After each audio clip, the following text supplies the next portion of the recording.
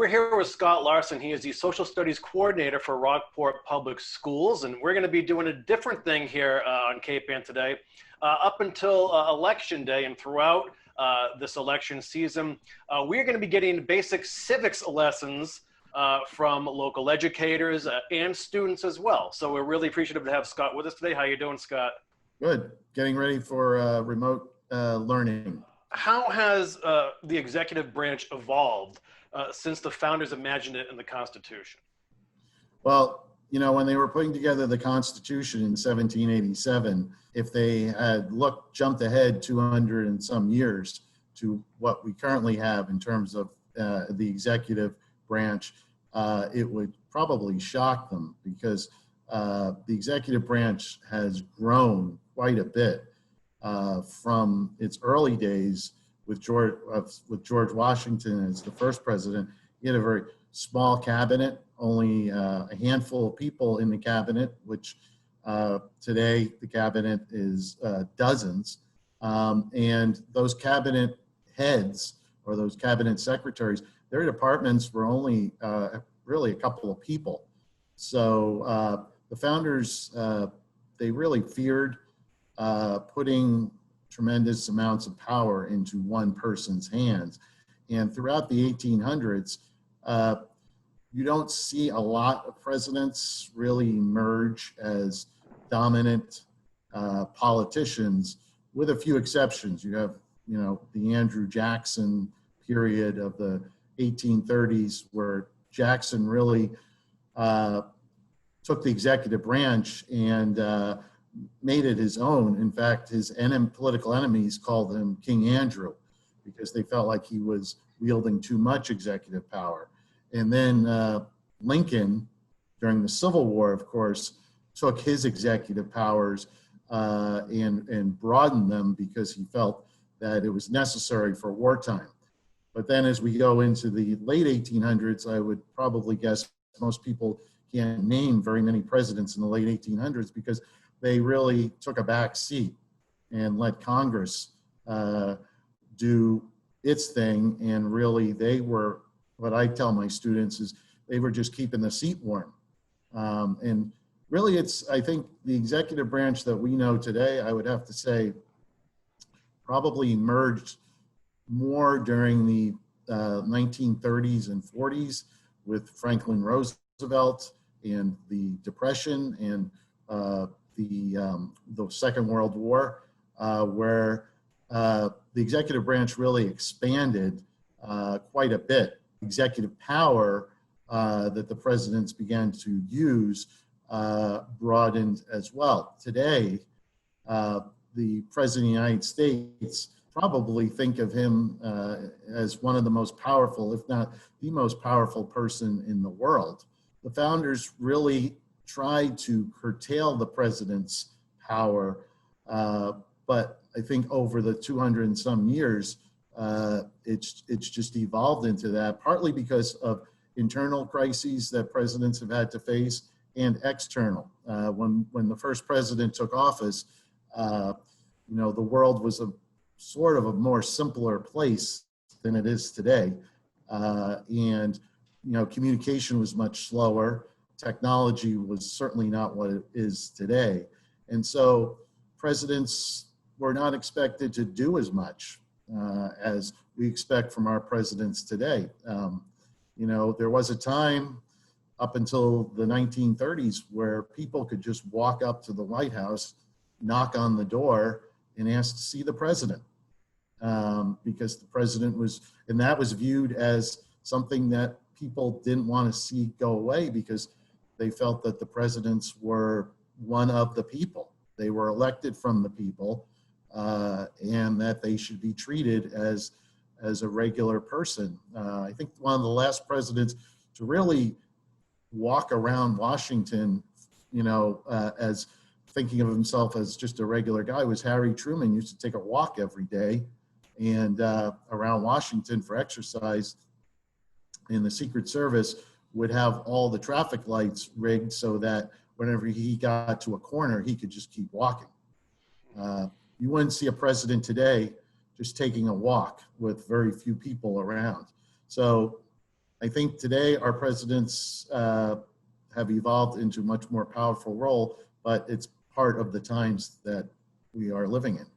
But can you go back and define for us, Scott, exactly what the roles of the executive branch are, and why did the founding fathers call it the executive branch?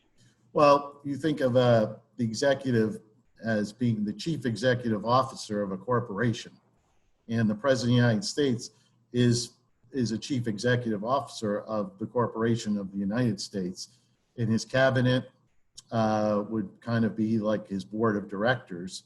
The president is basically in charge of the executive branch of government. He, and maybe someday she, is the commander-in-chief of the military, and that is something that the founders made sure that they wanted in the Constitution, civilian jurisdiction over the military. And that hasn't changed over the centuries. I mean, when a president takes office, he is in charge of the biggest military in the world. And we've had presidents who've never served in the military, and they're being given this tremendous role. Washington was commander-in-chief. His military is quite different than our military today. The military power that the president has certainly changed. And the president, when you look at the executive branch, there are all of these different agencies that technically the president has jurisdiction over, but because the branch has grown so much, he has to, people have to be appointed to run all of these agencies. So the president is in charge of a tremendous executive office. It's not just commander-in-chief, it's all of the different cabinet positions, all of, many of the different regulatory agencies are under executive authority. So the president of the United States, that's why he has to rely on people around him to advise him. And since World War II, part of that is national security. President of the United States has to get a national security briefing every day about what is going on in the world and how it relates to the United States. I doubt George Washington could ever have imagined having a national security briefing every day, just because they didn't know exactly what was going on in the world because of the communication difficulties. You couldn't get news of the day, yeah. Yeah, I had read that the executive branch is the largest employer in the world, which is... When you look at just the Pentagon, which technically the president is commander-in-chief, the Pentagon is probably one of the big, if not the biggest, office building in the world. That's part of the evolutionary process of this country, from going from 13 little states along the Atlantic to now being, one of the superpowers in the world. The presidency has had to evolve with the history of the country. The president cannot just do anything. President can't rule by decree.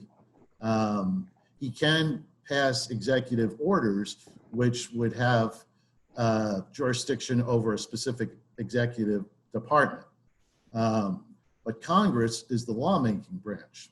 Like, for instance, if a president says he wants to lower taxes, well, Congress has the authority to deal with taxes. So a president is restricted by the lawmaking process of Congress, which, if a president is of the same political party as both houses, it's much easier to get a law passed than if there is political opposites controlling in Congress, which is what you're seeing now. You have the Senate is one part of Congress. They're Republican dominated.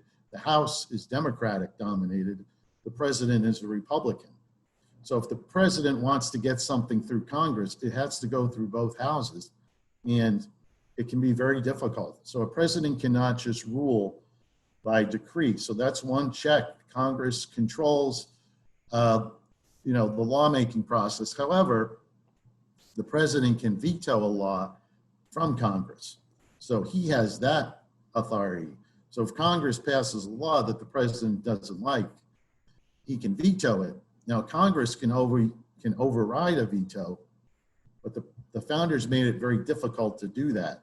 You have to get 2/3 of Congress to override a veto.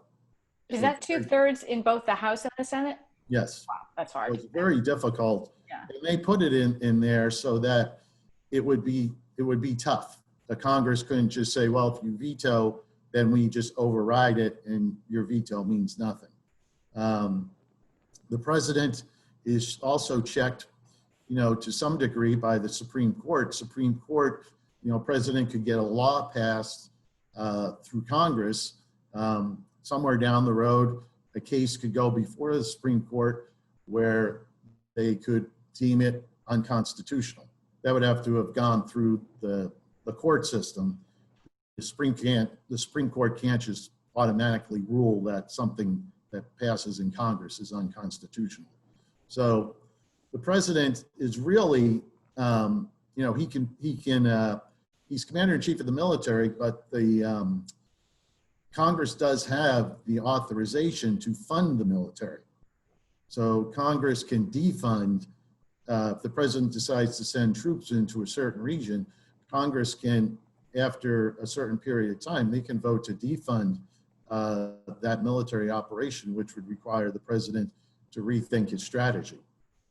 Well, fascinating stuff, Scott. We'd love to continue this conversation with you in the days and weeks leading up to the election. Once again, Scott Larsen, the Social Studies Coordinator for Rockport Public Schools. We'll talk to you soon. All right, thank you. Thank you.